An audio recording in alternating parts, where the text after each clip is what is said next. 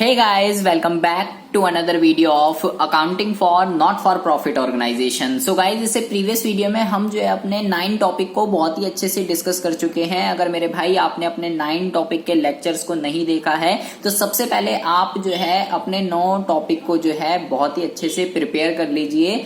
आज हम जो करने जा रहे हैं वो करने जा रहे हैं टॉपिक नंबर 10 और इसका नाम है cost of goods consumed. Guys बहुत ही ज्यादा इंपॉर्टेंट टॉपिक है ये, क्योंकि एनपीओ के अंदर जो बच्चों को सबसे ज्यादा दिक्कत होती है वो है 2-3 मुद्दे। पहला है कैलकुलेशन ऑफ सब्सक्रिप्शन, दूसरा है calculation of cost of goods consumed और तीसरा है जब हम फिक्स एसेट को सेल करते हैं तो उससे प्रॉफिट होता है या लॉस होता है। ये 3-4 चीजें ऐसी हैं जो एनपीओ के अंदर बच्चों को सबसे ज्यादा प्रॉब्लम क्रिएट करती है। तो प्रीवियस वीडियो में हम सब्सक्रिप्शन की कैलकुलेशन तो सीख गए हैं। आज हम जो करने जा रहे हैं वो करने जा रहे हैं कि कॉस्ट ऑफ गुड्स कंज्यूम्ड की कैलकुलेशन जो है किस तरीके से होती है। सबसे पहले थोड़ी किताबी लैंग्वेज करते हैं ये क्या कह रहा है, उसके बाद आते हैं अपने मुद्दे पर। ये कह रहा है not for profit organisation consume consumable item like stationeries used in the office. कह रहा है जो एनपीओ होती है वो क्या करती है, कंज्यूमेबल आइटम को कंज्यूम करती है। लाइक ऑफिस के अंदर जो है स्टेशनरी यूज होता है, hospital consume medicine as they are distribute to patient. तो कह रहा है हॉस्पिटल के अंदर मेडिसिन कंज्यूम होती है। Sports material are consumed by sports club, sports club के अंदर स्पोर्ट्स मटेरियल यूज होता है एंड सो ऑन। ऐसी बहुत सारी चीजें हैं जो कि एनपीओ जो है कंज्यूम करता है। In such a case, a separate stock account for each of the consumable item is prepared to determine the amount consumed during the year। तो कह रहा है वो सभी एनपीओ जो कि कंज्यूमेबल आइटम को कंज्यूम करते हैं उसके लिए हम एक सेपरेट स्टॉक अकाउंट बनाते हैं। लाइक अगर कोई स्टेशनरी कर रहा है तो स्टेशनरी अकाउंट, मेडिसिन कर रहा है तो मेडिसिन अकाउंट, ताकि हमें जो है ये पता लग सके कि एक साल के अंदर अंदर कितनी स्टेशनरी कितनी मेडिसिन जो है वो कंज्यूम हुई है। इसकी कैलकुलेशन जो है हम किस तरीके से करते हैं, इसकी कैलकुलेट करने के लिए आपके पास 2 मेथड होते हैं। ठीक है, आप एक तो जो है अकाउंट की फॉर्म में कर सकते हो और एक होता है विदाउट अकाउंट। ठीक है, दोनों से निकालोगे आंसर दोनों से सेम ही आएगा। ऐसी कोई रिस्ट्रिक्शन नहीं है कि भाई अकाउंट से ही निकालना है या विदाउट अकाउंट निकालना है। विदाउट अकाउंट भी निकाल सकते हो, अकाउंट बना के भी निकाल सकते हो। मैं आपको दोनों ही तरीके से बताऊंगा कि अकाउंट से कैसे निकालते हैं और विदाउट अकाउंट कैसे निकालते हैं। साथ के साथ हम न्यूमेरिकल क्वेश्चन भी करेंगे दोनों से ही, जिससे आपको पूरा का पूरा कॉन्सेप्ट क्लियर हो जाएगा कि दोनों मेथड से calculation of cost of goods consume कैसे करते हैं। पहले अगर हम बात करें कि अगर हमें जो है विदाउट अकाउंट अगर हमें जो है इसकी कैलकुलेशन करनी हो तो हम कैसे करेंगे। अगर आपको गाइज विदाउट अकाउंट अगर आपको इसकी कैलकुलेशन करनी है तो आपको क्या करना पड़ेगा, देखिए आपको क्या करना है, यहाँ पर amount paid for medicine during the year, जितना भी आपने अमाउंट पेड करा है उसके अंदर आपको 3 चीजें ऐड करनी है और 3 चीजें आपको जो है यहाँ पर माइनस कर देनी है। कौन कौन सी चीजें हैं वो, सबसे पहला है ओपनिंग स्टॉक, जो भी आपका मेडिसिन का या स्टेशनरी का जो भी है ओपनिंग स्टॉक को ऐड कर देंगे। क्लोजिंग, उससे रिलेटेड जो भी क्लोजिंग क्रेडिटर है उसको ऐड कर देंगे। और इसके अलावा अगर उससे रिलेटेड कोई भी एडवांस इन द बिगिनिंग है, मतलब कि अगर कोई भी एडवांस पेमेंट की गई है पिछले साल की जो कि इस साल जो है यूटिलाइज होगी, तो वो जो है यहाँ पर आपको क्या कर देना है, ऐड कर देना है। 3 चीजें आपको ऐड कर देनी है। इसके अलावा 3 चीजें आपको जो है डिडक्ट कर देनी है। क्या, क्लोजिंग स्टॉक को डिडक्ट कर देंगे, इसके अलावा ओपनिंग क्रेडिटर को जो है डिडक्ट कर देंगे, इसके अलावा एडवांस एट द एंड, अगर किसी ने इस साल आपको एडवांस में दे दिया उससे रिलेटेड तो वो पैसा तो अगले साल यूटिलाइज होगा, इसकी वजह से उसको क्या कर देंगे, उसको माइनस कर देंगे। ये 3 चीजें प्लस करने के बाद और ये 3 चीजें माइनस करने के बाद जो भी अमाउंट आपके पास आएगा वही आपका क्या होगा, कंज्यूम्ड ड्यूरिंग द ईयर। और ये अमाउंट कहां पर आता है, ये अमाउंट आपका आता है इनकम एंड एक्सपेंडिचर अकाउंट में। ठीक है, तो अगर आपको विदाउट अकाउंट करना है तो विदाउट अकाउंट केवल आपको ये कंपोनेंट याद रखने हैं। इस यहाँ पे केवल अमाउंट को फिल करेंगे, आपका आंसर आ जाएगा। ये तो हो गया विदाउट अकाउंट का। ठीक है, अगर हम बात करें विद अकाउंट की तो आपको कुछ नहीं करना, इसी चीज को, ये जो मैंने यहाँ पे 3 और 3 6 7 8, ये जो 8 चीजें हैं केवल इन्हीं 8 चीजों को अकाउंट की फॉर्म में रख देना है। देखिए अगर आपको अकाउंट बनाकर निकालना है तो अकाउंट बनाने के लिए आपको दो अकाउंट बनेंगे। सबसे पहला तो जो भी आपके पास कंज्यूम कर रहे हो, आप स्टेशनरी कर रहे हो, मेडिसिन कर रहे हो, जो भी कंज्यूम कर रहे हो, तो आपको जो है लिखना है स्टॉक ऑफ स्टेशनरी अकाउंट या स्टॉक ऑफ मेडिसिन अकाउंट। ठीक है, तो स्टॉक है, ओपनिंग बैलेंस इधर आएगा, क्लोजिंग बैलेंस इधर आएगा। ठीक है, एसिड है क्योंकि, ठीक है, तो ओपनिंग इधर आएगा, क्लोजिंग इधर आएगा। उसके बाद दो चीजें हैं गाइस यहाँ पे, एक तो ये हमें जो है इस चीज को फाइंड करना है। यहाँ पे जो अमाउंट आएगा वो आएगा लास्ट वाला जो है, ये इनकम एंड एक्सपेंडिचर में आएगा। ये दोनों तो आपको गिवन होंगे और ये हमें निकालना पड़ता है बैलेंसिंग फिगर से, लेकिन ये तभी निकलेगा जब आपके पास ये वाला अमाउंट होगा। इसको क्या कहते हैं? इसको कहते हैं क्रेडिटर फॉर स्टेशनरी। ठीक है, ये अमाउंट अगर आपको क्वेश्चन के अंदर गिवन है तो बहुत अच्छी बात है, फिर तो आपको कुछ करना ही नहीं है। लेकिन अगर गिवन नहीं है तो आपको फिर जो है दूसरा क्रेडिटर अकाउंट बनाना पड़ेगा, या स्टेशनरी का हो चाहे मेडिसिन का हो, किसी का भी हो, आपको क्रेडिटर अकाउंट बनाना पड़ेगा। अब क्योंकि क्रेडिटर लायबिलिटी होती है तो ओपनिंग इधर आ जाएगा, क्लोजिंग इधर आ जाएगा। ठीक है, उसके अलावा एडवांस था, एडवांस इन द बिगिनिंग इधर आ जाएगा, बीडी भी आप कह सकते हो एडवांस का, और advance at the end CD भी कह सकते हो एडवांस का। बिगिनिंग है तो इधर एडवांस का, और एंड है तो इधर बिगिनिंग इधर आ गया, एंड इधर आ गया, क्रेडिटर का ओपनिंग, क्रेडिटर का क्लोजिंग। अब दो चीजें हैं यहाँ पर, हमें ये वाली फिगर जो है फाइंड करनी है। ये वाली फिगर के लिए आपको ये दे रखा होगा क्वेश्चन के अंदर, टू बैंक कितना अमाउंट पेड कराए, जो सबसे पहला कंपोनेंट था अमाउंट पेड, तो वो आ जाएगा यहाँ पर। इन तीनों चीजों में से ये वाली डिडक्ट कर देंगे दोनों, तो ये वाला अमाउंट आ जाता है हमारा बाय परचेज अकाउंट। ठीक है, और ये जो अमाउंट आएगा, इस अमाउंट को जो है आपको ये ट्रांसफर होकर आ जाएगा इधर, और ये जो अमाउंट आएगा जितना भी यहाँ पर आएगा ये फिल हो जाएगा। उसके बाद जो है ये वाला अमाउंट आपका निकल कर आ जाएगा, और ये अमाउंट आपको कहाँ डालना है? ये अमाउंट आपको डालना है इनकम एंड एक्सपेंडिचर अकाउंट में। सो गाइज, अगर आपको अकाउंट फॉर्म में करना है तो दो अकाउंट आपको मेंटेन करके चलने पड़ते हैं, एक तो स्टॉक का जो भी है मेडिसिन का या स्टेशनरी का, और दूसरा क्रेडिटर अकाउंट। ठीक है, अकाउंट से करना है तो ये दोनों, विदाउट अकाउंट करना है तो केवल हम स्टेटमेंट फॉर्म में लिखकर उस तरीके से भी कर सकते हैं। ठीक है, आंसर दोनों से सेम आएगा, उसके लिए आप जो है टेंशन ना लीजिए। यहाँ पर आपको जो है गाइस दो चीजें ध्यान रखनी है। सबसे पहले क्या ध्यान रखना है, यहाँ पे मैंने बोला है sometimes purchased during the year is given, so creditor are already adjusted in it and therefore no treatment is given to creditor. कह रहा है कभी कभार क्वेश्चन के अंदर आपको डायरेक्ट ही जो है परचेज ड्यूरिंग द ईयर जो है गिवन होती है। सो गाइज, अगर आपको क्वेश्चन के अंदर direct he purchase during the year, अगर आपको क्वेश्चन में डायरेक्ट ही दे रखी है परचेज ड्यूरिंग द ईयर, अब देखो परचेज के अंदर कैश परचेज भी होती है, क्रेडिट परचेज भी होती है। ठीक है, तो अगर आपको परचेज ड्यूरिंग द ईयर दे रखी है तो गाइज ऐसे केस के अंदर अगर क्वेश्चन में क्रेडिटर दे रखा है तो वहां पर हम क्रेडिटर की कोई भी कैलकुलेशन नहीं करेंगे। क्यों? क्योंकि जब आपको परचेज ही दे रखा है तो परचेज के अंदर कैश और क्रेडिट दोनों की एडजस्टमेंट हुई भी होगी, ऐसे केस में हम क्रेडिटर की एडजस्टमेंट नहीं करते हैं। ये बात आपको घोल कर पी जानी है, क्योंकि ये बहुत ही ज्यादा इंपॉर्टेंट चीज है। क्योंकि बच्चे कंफ्यूज होते हैं कब क्रेडिटर की कैलकुलेशन होगी, कब क्रेडिटर की कैलकुलेशन नहीं होगी।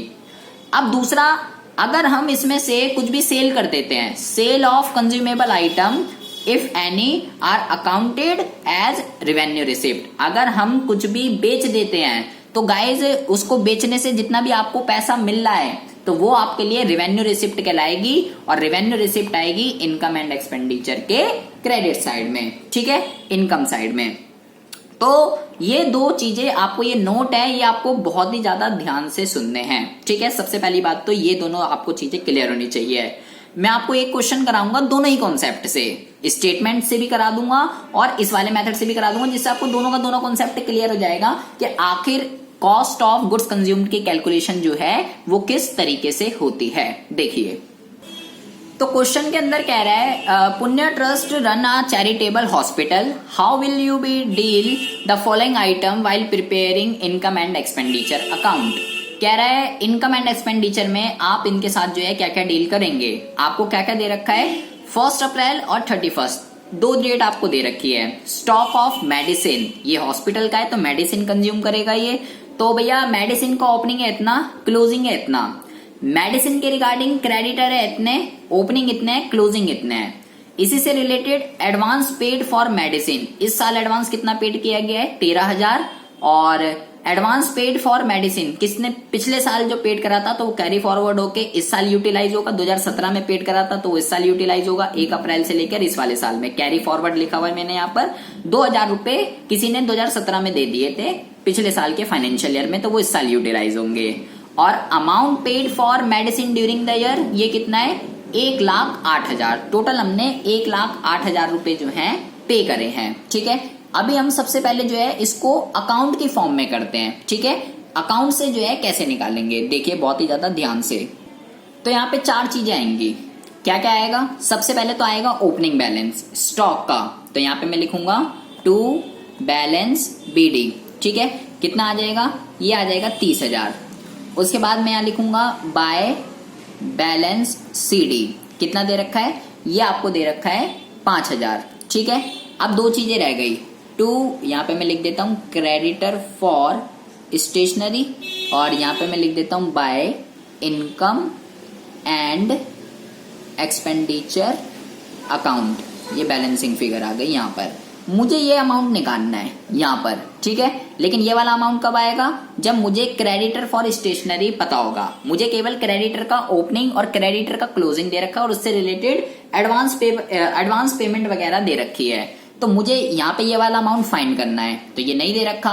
तो इसके लिए मुझे क्या करना पड़ेगा, इसके लिए मुझे जो है यहाँ पर क्रेडिटर अकाउंट बनाना पड़ेगा। तो मैं यहाँ पे क्या लिखूंगा, मैं यहाँ पे लिखूंगा creditor for medicine, creditor for medicine account. ठीक है, तो मैं यहाँ पर जो है ये अकाउंट बना लेता हूं। ठीक है, देखिए क्रेडिटर फॉर, चल जा भाई क्यों परेशान कर रहा है। तो सबसे पहले क्रेडिटर जो है वो जो है क्या होती है, लायबिलिटी होती है। तो सबसे पहले तो by balance BD, opening balance इधर आएगा। इसका कितना दे रखा है क्रेडिटर का ओपनिंग बैलेंस, क्रेडिटर का ओपनिंग बैलेंस आपको दे रखा है 20,000 रुपए। तो ये मैंने डाल दिया यहाँ पे 20,000 रुपए। उसके बाद क्लोजिंग में डाल दूंगा टू बैलेंस CD। क्लोजिंग कितना दे रखा है, ये आपको दे रखा है 13,000 रुपए। तो 13,000 रुपए मैंने डाल दिए यहाँ पे। ठीक है, 20 इधर आ गए, 13 इधर आ गए। उसके बाद मैंने बताया एडवांस का। एडवांस कैसे कैसे आता है, इधर आता है टू, यहाँ पे आप बैलेंस BD भी लिख सकते हो, टू बैलेंस BD। ठीक है, और ब्रैकेट में लिख सकते हो एडवांस इन द बिगनिंग, ये भी ऐसे भी कर सकते हो। ठीक है, तो एडवांस कितना दे रखा है बिगनिंग का ये आपको ध्यान रखना है। बिगनिंग का मतलब जिसने पिछले साल दिए थे, ये पैसा इस साल यूटिलाइज होगा। तो ये हो गया 2,000 रुपए। ठीक है, अच्छा उसके बाद यहां पर डालेंगे बाय बैलेंस CD। इसको आप ब्रैकेट में एडवांस एट द एंड ये भी लिख सकते हो। तो एडवांस एट द एंड कितना दे रखा है, ये आपको दे रखा है 13,000 रुपए। ये आ गया यहाँ पर। ठीक है, अब मैंने आपको बोला कि भाई 2 चीजें होती हैं, क्रेडिटर का ओपनिंग क्लोजिंग डाल दिया, एडवांस का ओपनिंग क्लोजिंग डाल दिया। अब यहाँ पे आएगा टू बैंक, एक तो ये हो गया और दूसरा है बाय परचेज अकाउंट। ठीक है, मुझे ये वाली फिगर फाइंड करनी है। तो ये वाली फिगर फाइंड करने के लिए ये बैंक दे रखा है amount paid during the year. कितना पेड करा है मैंने, 1,08,000। तो मैं 1,08,000 जो है यहाँ पर पुट कर दूंगा। ठीक है, इसका टोटल कर लेंगे, ये आ जाएगा आपका 1,23,000 और उसमें से इन दोनों डिजिट को क्या कर देंगे, माइनस कर देंगे। ये आ जाएगा आपका 90,000। ठीक है, अब ये जो अमाउंट आया है 90,000, इस अमाउंट को क्या करना है आपको यहाँ पर फिल कर देना है। ये हो गया 90,000। इसका टोटल करेंगे 1,20,000। ठीक है, 1,20,000 और उसमें से 5,000 घटा देंगे तो ये कितना आ जाएगा आपका, ये आ जाएगा आपका 1,15,000। तो ये जो अमाउंट है आपका 1,15,000, ये कहां पे आ जाएगा आपका, ये आ जाएगा आपका इनकम एंड एक्सपेंडिचर अकाउंट में। ठीक है, किस साइड आएगा, एक्सपेंडिचर साइड। ठीक है, लाइक जैसे डेप्रिसिएशन होता है ना कि कितना कंज्यूम हुआ एक साल के अंदर, उस तरीके से जो है इसको शो कर दिया जाएगा। ठीक है, अच्छा और ये वाला अमाउंट कहाँ जाएगा, क्लोजिंग क्रेडिटर, ये आ जाएगा आपका बैलेंस शीट के अंदर। और जो आपका स्टॉक है वो कहां पर आ जाएगा, ये आ जाएगा बैलेंस शीट के अंदर एसेट साइड। और जो भी एडवांस है जिसने इस साल एडवांस दिया है ये आ जाएगा आपका एसेट साइड। ठीक है, प्रीपेड एक्सपेंस ऐसा कहलाएगा ये। तो मैंने आपको जैसे प्रीवियस वीडियो में भी बताया था कि कॉस्ट ऑफ गुड्स कंज्यूम की कैलकुलेशन क्या क्या होती है। स्टॉक आएगा बैलेंस शीट में, ठीक है। अभी मैं बेचने वाला भी कराऊंगा एक क्वेश्चन, पहले मैं इसी को जो है स्टेटमेंट फॉर्म से भी करा देता हूं, जिससे आपको पूरा का पूरा कॉन्सेप्ट जो है क्लियर हो जाएगा। देखिए, अगर हम इसी क्वेश्चन को स्टेटमेंट फॉर्म से करें, तो स्टेटमेंट फॉर्म से करने के लिए आपको क्या चाहिए, आपको चाहिए amount paid for medicine, amount paid for medicine during the year. कितने पैसे पे करे थे हमने, 1,08,000 रुपए, ठीक है। इतने पैसे जो है हमने पे करे थे। उसके बाद 3 चीजें ऐड करनी है। कौन कौन सी, सबसे पहला तो हमें ऐड करना है ओपनिंग स्टॉक, ठीक है, ओपनिंग स्टॉक ऑफ मेडिसिन। सबसे पहले तो हमें इसका ओपनिंग स्टॉक ऐड करना है। ओपनिंग स्टॉक कितना दे रखा है, इसका ओपनिंग स्टॉक दे रखा है 30,000 रुपए, ठीक है। उसके बाद क्या ऐड करना है हमें, उसके बाद हमें यहाँ पे ऐड करना है क्लोजिंग क्रेडिटर, जो भी इससे रिलेटेड क्लोजिंग क्रेडिटर थे। क्लोजिंग क्रेडिटर कितने दे रखे हैं, ये दे रखे हैं आपको 13,000 रुपए। उसके बाद एक चीज और ऐड करनी है, क्या, हमें करना है एडवांस इन द बिगिनिंग, जो कि पैसा इस साल यूटिलाइज होगा, जिसने पिछले साल ये पैसा दिया था, तो उस कितना था वो था 2,000 रुपए। ये 3 चीजें ऐड करनी है। इसके अलावा 3 चीजें माइनस करनी है। ओपनिंग स्टॉक ऐड करते हैं तो क्लोजिंग स्टॉक क्या करते हैं, क्लोजिंग स्टॉक जो है ये हम माइनस कर देते हैं, तो ये हो गया 5,000 रुपए क्लोजिंग स्टॉक। अब यहाँ पे हमने क्या करा, क्लोजिंग क्रेडिटर को हमने ऐड करा था, तो माइनस क्या हो जाएगा, माइनस हो जाएगा ओपनिंग क्रेडिटर। ओपनिंग क्रेडिटर को जो है माइनस कर देंगे। तो ओपनिंग क्रेडिटर कितना दे रखा है क्वेश्चन के अंदर, ओपनिंग क्रेडिटर आपको दे रखे हैं 20,000 रुपए, ठीक है। ये हो गया ओपनिंग।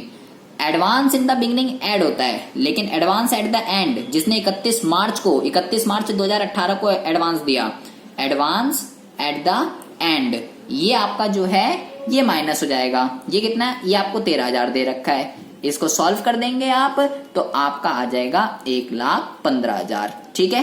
ये तीनों फिगर आपको क्या कर देनी है, ये तीनों फिगर आपको जो है माइनस कर देनी है, ये तीनों फिगर आपको ऐड कर देनी है, और आपका आंसर जो है आ जाएगा वही सिमिलर जो हमने पीछे निकाला था, ठीक है जी। तो चाहे स्टेटमेंट फॉर्म से करो, चाहे अकाउंट फॉर्म से करो, कैसे भी करो, आंसर जो है वो सेम ही आता है, ठीक है जी। अच्छा जी, अब हम जो है एक और क्वेश्चन करते हैं। ये वाला क्वेश्चन आपको गाइस बहुत ही ज्यादा ध्यान से सुनना है। ये जो है यहाँ पे हम जो है बेचने का भी चक्कर है, तो ये क्वेश्चन बहुत ही इंपॉर्टेंट है। आपको रिसिप्ट एंड पेमेंट अकाउंट दे रखा है, और उसमें दे रखा है सेल ऑफ स्पोर्ट्स मटेरियल। 1,00,000 की जिसकी वैल्यू थी, उसको आपने 1,30,000 में बेच दिया। इसके अलावा क्रेडिटर को जो पेमेंट करी आपने 3,05,000 की, और कैश परचेज जितना भी आपने स्पोर्ट्स मटेरियल 50,000 का आपने कैश परचेज करा है, ठीक है। एडिशनल इन्फॉर्मेशन में आपको स्टॉक का ओपनिंग क्लोजिंग दे रखा है, क्रेडिटर का ओपनिंग क्लोजिंग दे रखा है। तो इस टाइप का क्वेश्चन कैसे करते हैं जब ये जो है यहाँ पर बिक जाता है।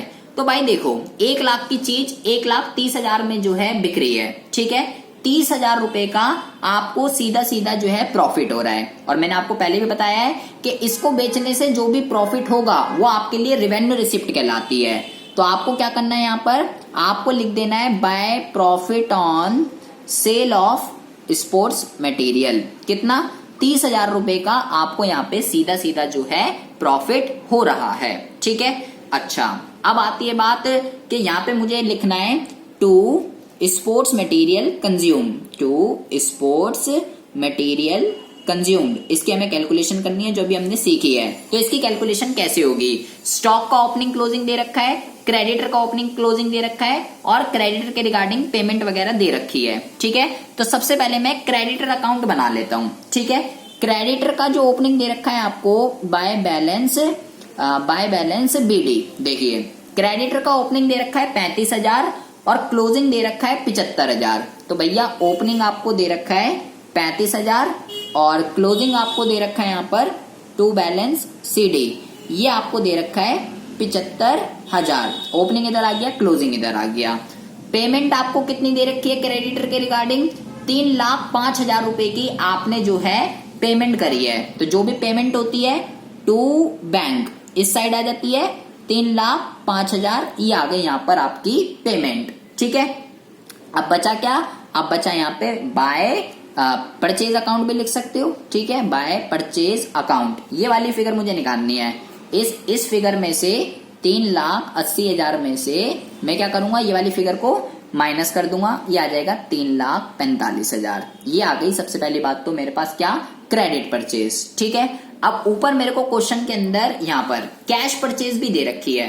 कैश परचेज 50,000 और क्रेडिट परचेज मैंने यहाँ निकाल ली। तो अब मैं क्या करूंगा, देखिए मुझे निकालना है कितना कंज्यूम हुआ है। तो सीधा सीधा है ओपनिंग स्टॉक। देखिए ओपनिंग स्टॉक कितना दे रखा है आपको, 1 लाख रुपए।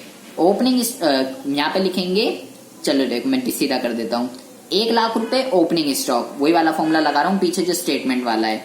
ओपनिंग स्टॉक है 1 लाख रुपए। ठीक है, अब यहाँ पे मुझे जो है परचेज लिखनी है। परचेज दोनों लिखेंगे, कैश वाली भी लिखेंगे और क्रेडिट वाली भी। क्रेडिट वाली तो ये रही 3 ये, और कैश वाली कितनी है, कैश वाली है आपकी 50,000। तो ओपनिंग स्टॉक प्लस परचेज। ठीक है, अब माइनस होता है क्या, माइनस होता है क्लोजिंग स्टॉक। तो क्लोजिंग स्टॉक जो है आपको कितना दे रखा है, देखिए क्लोजिंग स्टॉक आपको दे रखा है 1,25,000। तो 1,25,000 जो है ये आ गया यहाँ पर। ठीक है, बट ये जो क्वेश्चन है इसमें सेल भी हुआ है। सेल कितना हुआ है यहाँ पर, सेल हुआ है यहाँ पे देखो, बुक वैल्यू लेते हैं। 1 लाख वाली चीज हमने 1,30,000 में बेची है, तो आपको कॉस्ट लेनी है उसकी जो बिका है। 1 लाख रुपए के आपके जो है गुड्स बिक रहे हैं, तो यहां से आपको क्या करना है, 1 लाख रुपए और डिडक्ट कर देने हैं। अगर ये नहीं बिकता तो केवल ऐसे करते हैं, ओपनिंग स्टॉक प्लस परचेज और दोनों कैश भी और क्रेडिट भी, और माइनस क्लोजिंग स्टॉक। ये क्या है, ये सेल है। ये मैं अकाउंट की फॉर्म से नहीं कर रहा, ठीक है, मैं अभी डायरेक्ट कर रहा हूं। अकाउंट से करना चाहते हो अकाउंट भी बना के कर सकते हो, जैसे अभी मैंने आपको पीछे बताया स्टॉक ऑफ मेडिसिन, उससे भी यही आंसर आएगा। ठीक है, तो अब मैं क्या करूंगा, इसको सॉल्व कर दूंगा, और इसको सॉल्व करने के बाद आपका जो आंसर आ जाएगा ये आ जाएगा आपका 2,70,000 रुपए। कितना आ जाएगा, 2,70,000 रुपए। अब ये 2,70,000 रुपए कहां पर आएगा, ये 2,70,000 रुपए आ जाएगा आपका यहाँ पर। ठीक है, ये आ गया कि भाई इस साल हमने इतना जो है कंज्यूम किया है। बैलेंस शीट में क्या क्या चीजें आती हैं, बैलेंस शीट में 2 चीजें आएगी। एक तो स्टॉक आएगा, stock of sports material 1,25,000, closing balance ये वाला 1,25,000, और क्रेडिटर का 75,000। यहाँ पे मैं लिख दूंगा क्रेडिटर का कितना, क्रेडिटर का आ जाएगा 75,000 रुपए। ठीक है, तो ये इस तरीके से ये मैंने अकाउंट की फॉर्म में भी कर दिया, बिना अकाउंट के भी कर दिया, बेचने वाला भी करा दिया, बिना बेचने वाला भी करा दिया। ध्यान रखें जब भी आपको परचेज गिवन हो, जैसे यहाँ तो परचेज कह रहा हूं मैं, तब क्रेडिटर की कैलकुलेशन नहीं करते। यहाँ मैंने क्रेडिटर की कैलकुलेशन करी क्योंकि परचेज गिवन नहीं है आपको, कैश वाली है, यहाँ पे कैश लिखा हुआ है। अगर केवल परचेज होता तो उसमें दोनों होती, लेकिन यहाँ इसने स्पेशली मेंशन कर रखा है कि भाई ये कैश परचेज है, तो परचेज के अंदर कैश और क्रेडिट दोनों होती है। ठीक है, अगर डायरेक्ट परचेज दे रखा होता तो फॉर्मूला लगता है opening stock plus purchase minus closing. अगर कुछ बिका है तो उसकी कॉस्ट माइनस कर देते हैं, उसके अलावा और कुछ भी नहीं करते हैं। अगर हम इसमें से कुछ बेच रहे हैं, उसको बेचने से जो भी प्रॉफिट होगा वो आपके लिए इनकम कहलाएगी, रेवेन्यू रिसिप्ट है, और इनकम एंड एक्सपेंडिचर के क्रेडिट साइड इसको रिकॉर्ड कर देते हैं। ये बात है calculation of cost of goods consumed की। ठीक है, तो आई होप आपको जो है सारा का सारा कॉन्सेप्ट क्लियर हो गया होगा कि कैसे जो है इसकी कैलकुलेशन करते हैं। ठीक है जी, इसके अलावा बात है मुद्दे पर, अगर गाइज मेरा पढ़ाया हुआ आपको कुछ समझ में आ रहा है, सो गाइज आप जो है हमारा ये पेड कोर्स ज्वाइन कर सकते हैं। अगर आप हमारा ये पेड कोर्स ज्वाइन करते हैं, सो गाइज मात्र आपको 100 रुपीज पर मंथ में जो है आपको क्या क्या फीचर्स मिलेंगे, आपको डेली वीडियो लेक्चर जो है इसके अंदर प्रोवाइड होंगे, डेली प्रैक्टिस प्रॉब्लम जो भी उस लेक्चर से रिलेटेड होगी वो यहाँ पे आपको जो है प्रोवाइड होगी, डेली लेक्चर नोट्स जो है वो यहाँ पे आपको जो है अवेलेबल होंगे। साथ के साथ जो है रेगुलर टेस्ट सीरीज जो है इस पेड कोर्स के अंदर आपको अवेलेबल है। और सबसे बढ़िया बात यह गाइज, अगर आपको पास किसी भी राइटर की बुक है, कोई भी डाउट आ रहा है, कोई भी इशू आ रहा है, ये मेरा व्हाट्सएप नंबर है, आप इसको सेव कर सकते हैं और मेरे व्हाट्सएप पर उस क्वेश्चन की पिक सेंड कर सकते हैं। मैं आपको बता दूंगा उस पे कि उसका सोल्यूशन जो है क्या होगा। गाइज किसी भी राइटर की बुक हो, कोई भी चैप्टर हो, कोई भी दिक्कत हो, कोई भी परेशानी हो। इसके अलावा हमारा ये जो कोर्स है 31 दिसंबर तक प्रॉपर पूरा कंप्लीट हो जाएगा। उसके अलावा अगर आप भाई 12th है, बोर्ड है, सिंपल सी बात है, तो बुक से काम नहीं बनने वाला है। प्रीवियस ईयर के क्वेश्चन पेपर, सैंपल पेपर वगैरह, ये भी सारी की सारी चीजें आपको इसी पेड कोर्स के अंदर जो है अवेलेबल है। एग्जाम पैटर्न कैसा रहता है, आंसर राइटिंग स्किल्स जो है अकाउंट्स के अंदर कैसे करें, है कि आप जो है अकाउंट्स के अंदर मैक्सिमम से मैक्सिमम मार्क्स जो है वो स्कोर कर सके। सो गाइज ये सारी की सारी चीजें आपको ओनली 100 रुपीज पर मंथ में जो है अवेलेबल है। अगर आप गाइज इस कोर्स को अवेल करना चाहते हो तो आपको केवल मेरे व्हाट्सएप नंबर पर जो है टेक्स्ट कर देना है कि सर हम जो है आपका अकाउंट्स का पेड कोर्स ज्वाइन करना चाहते हैं। ठीक है, तो मिलते हैं आपसे नेक्स्ट वीडियो में ऐसी इंटरेस्टिंग टॉपिक के साथ। तब तक के लिए have a good day, bye bye, take care.